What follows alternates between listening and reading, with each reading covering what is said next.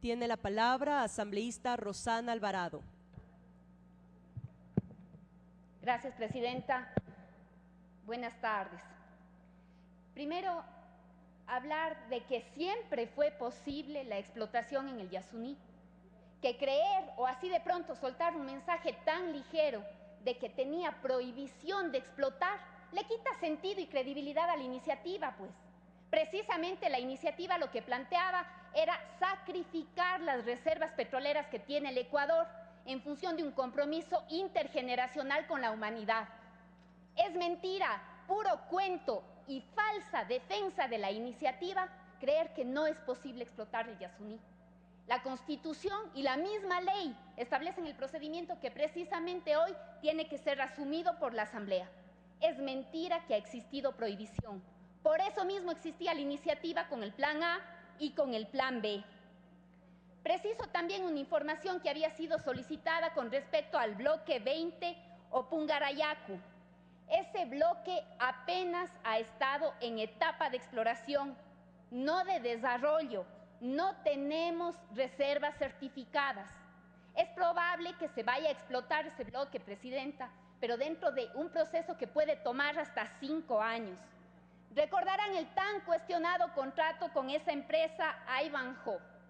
En ese contrato es en donde se ponderaba precisamente las importantes cantidades de crudo que tiene ese bloque, pero también no podíamos hablar de un contrato que pueda desarrollarse debido a su complejidad.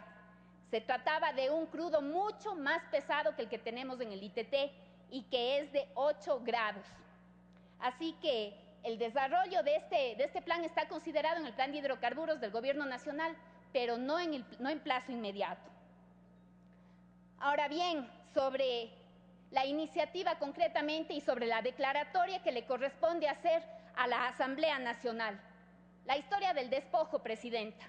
La historia de un pueblo despojado del agua, despojado de la tierra, despojado del petróleo. Un pueblo despojado del petróleo. Para otros, el festín del petróleo, presidenta. Y por eso es importante un recorderis nomás de lo que se había convertido la explotación petrolera y a servicio de quién estaba tradicionalmente la explotación petrolera en el Ecuador. Aquí tenemos algunas imágenes de los fondos petroleros. El Fondo de Estabilización Petrolera, creado en el conservacionista y verde gobierno de Mauad. El Fondo de Estabilización, Inversión Social, Productiva y Reducción del Endeudamiento Público, en el gobierno de también el ecologista conservacionista Noboa. El Fondo de Ahorro y Contingencia, FAC, el Fondo Ecuatoriano de Inversión en los Sectores Estratégicos, en los gobiernos del 98 al 2006. Esto no es lo escandaloso. Lo escandaloso es recordar qué se consiguió con estos fondos, con la creación inmoral de estos fondos. Presidenta, con esto se garantizaba el pago de deuda externa.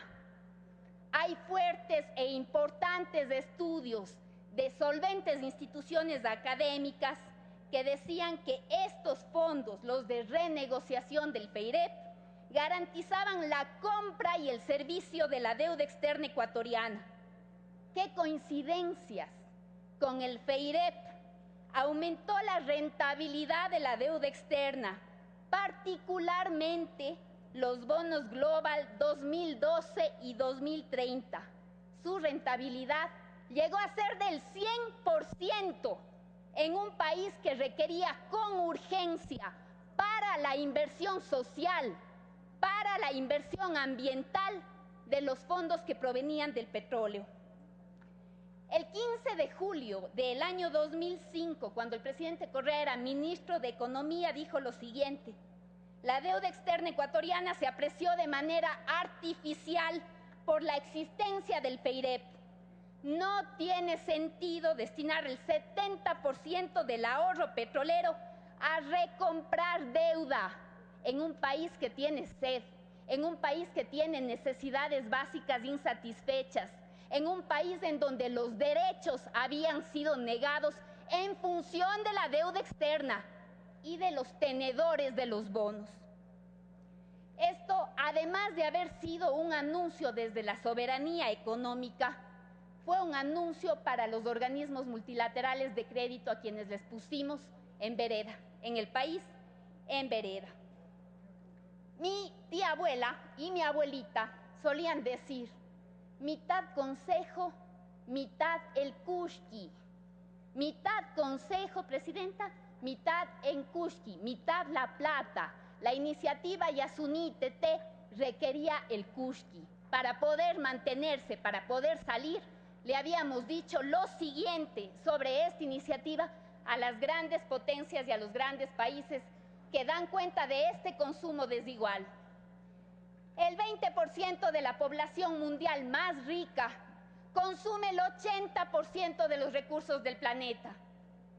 El consumo de papel anual es de 48 kilos por persona a nivel mundial. En Estados Unidos es de 334 kilos por persona. Un norteamericano utiliza 650 litros de agua al día. Una familia africana, 18 litros por familia. Un ciudadano de Estados Unidos o de Europa desperdicia 242 libras de alimentos por año. Un ciudadano de la sahariana, Asia meridional y suboriental, 18 libras. Con esta evidente desigualdad, los países ricos, los grandes responsables, los que tenían la obligación moral de contribuir con la iniciativa, fueron los primeros en darnos la espalda, pero también los primeros en darnos consejos. Mitad consejo, presidenta, mitad en kushki. El consumo mundial del petróleo. Cada día el planeta quema y consume 89 millones de barriles de petróleo. 89 millones de barriles diarios de petróleo. Solo Estados Unidos, 19 millones diarios. Teniendo apenas el 4% de la población mundial, su consumo es del 21% del petróleo. Si eliminamos los 40 importantes millones de pobres que viven en los Estados Unidos, un estadounidense promedio consume 13 litros diarios de petróleo. China quema 9 millones de barriles diarios, pero son 1.351 millones de habitantes. Un chino consume 1 litro de petróleo cada día, 1 litro.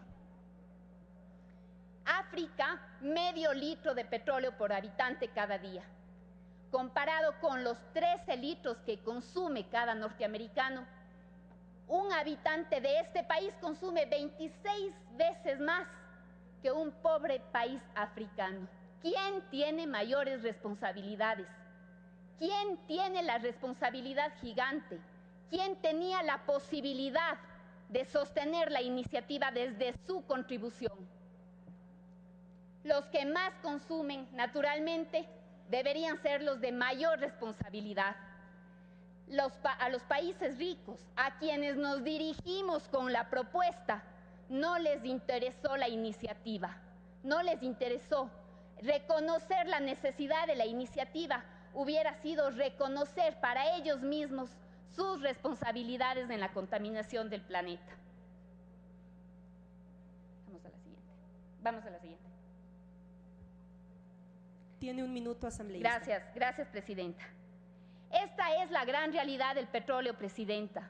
Hemos escuchado hoy en la mañana a Alicia Cahuilla. Sobre su intervención quiero referirme, porque naturalmente no queremos escuchar lo que no nos interesa. Alicia Cahuilla exige la consulta a sus abuelos y estamos de acuerdo y la resolución dice eso. Evidentemente hablamos de la consulta previa cuando pide la consulta en su territorio y a sus antepasados. También pide con absoluto y justo derecho una universidad. Al mismo tiempo que dice que quiere vivir que les dejemos vivir como siguen viviendo, se contradice cuando pide una universidad y cuando pide públicamente hospital para los guaraníes. Probablemente estamos hablando de la Universidad Amazónica, probablemente estamos hablando de las escuelas del milenio, probablemente estamos hablando del Sistema Nacional de Salud.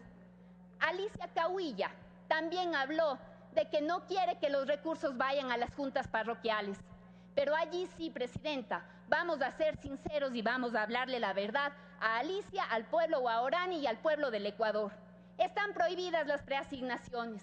Por más que sea la nacionalidad guaraní, no podemos darles un fondo para que sea manejado por ellos. Es evidente que todo tiene una lógica cuando estamos respondiendo en la propuesta que tiene que ser aprobada.